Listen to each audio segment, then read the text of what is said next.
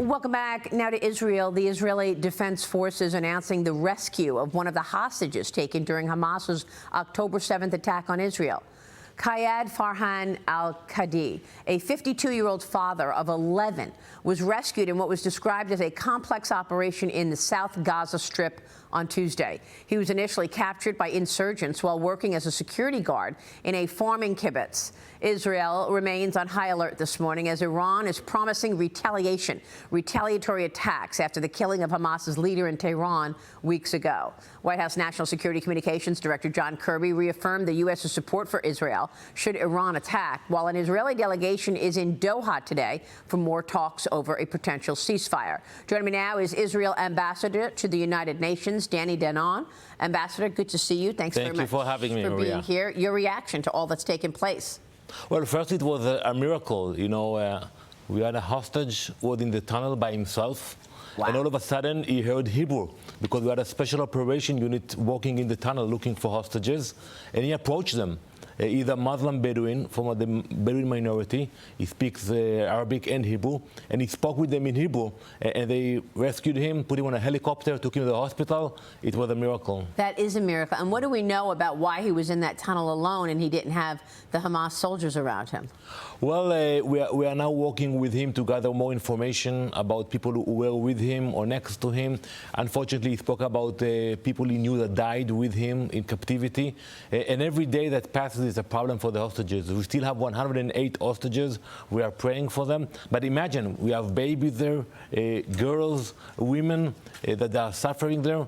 There are ongoing atrocities. It's horrible. What atrocities is for sure.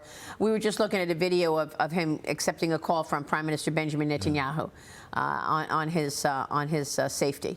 So that was that video there. He is talking to Bibi Netanyahu. Ambassador, you've called on the UN Security Council to condemn Hezbollah and enforce a resolution to disarm the terrorist group in Lebanon.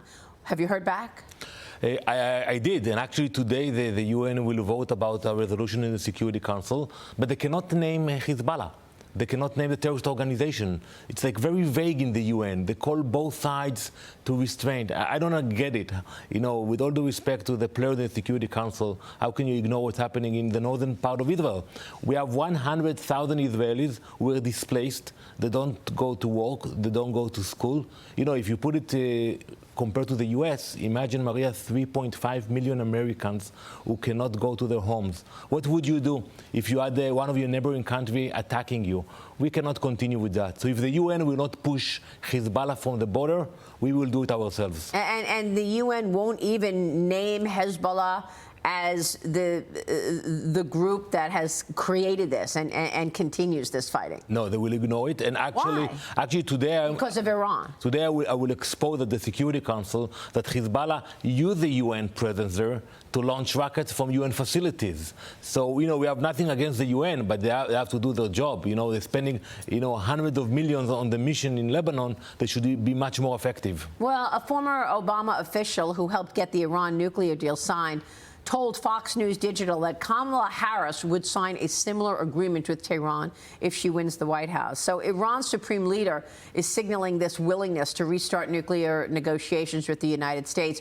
Do you think that's the reason that you've seen sort of the U.S. say that they're supporting Israel, but perhaps not do the same things that one would expect if you're supporting Israel? It's because they want to get another Iran deal? We expect more pressure against Iran, period, from the U.S., from the European allies.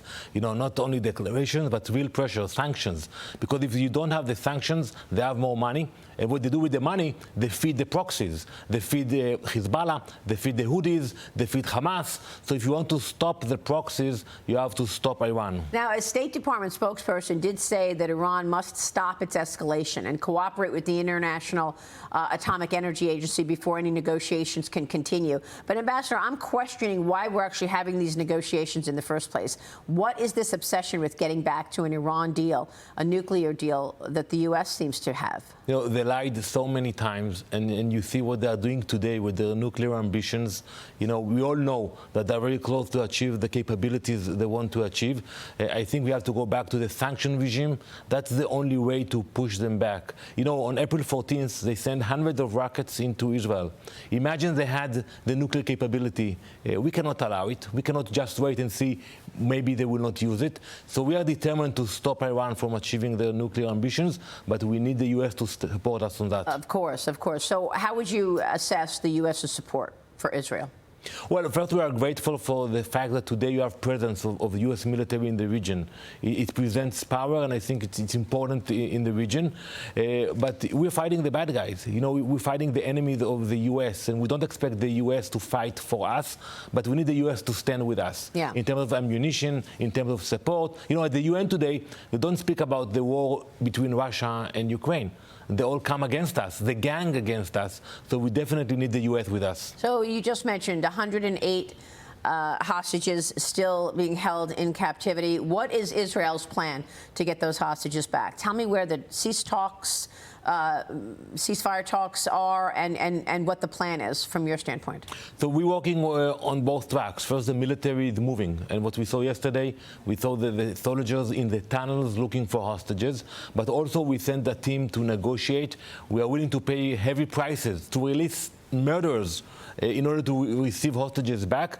But unfortunately, Hamas, every time we think there is a deal, they say no, we reject it. We had 5 rounds that we believed it's a done deal. The U.S. said that's it. And then Yahya Sinwar, who is still alive, not for long, I hope, and I believe, he said, no, I want something else. What do they want? I think they want to stay in power, and we cannot allow that. At the end of the day, Hamas will not be in power in Gaza. It will be a threat for Israel, but also for the Palestinian. And I stress it at the UN, you know, because some of the people that don't care about Israel, they care only about the suffering of the Palestinian in Gaza. And I tell them, if you really care about the Palestinian in Gaza, you should help us to get rid of Hamas. There is no future for anyone if Hamas is in power. So I think the main obstacle is Hamas wants to get guarantees that they will stay in power, and we don't accept it. Really, really important points that you make. Ambassador, thank you so much. Thank you very much.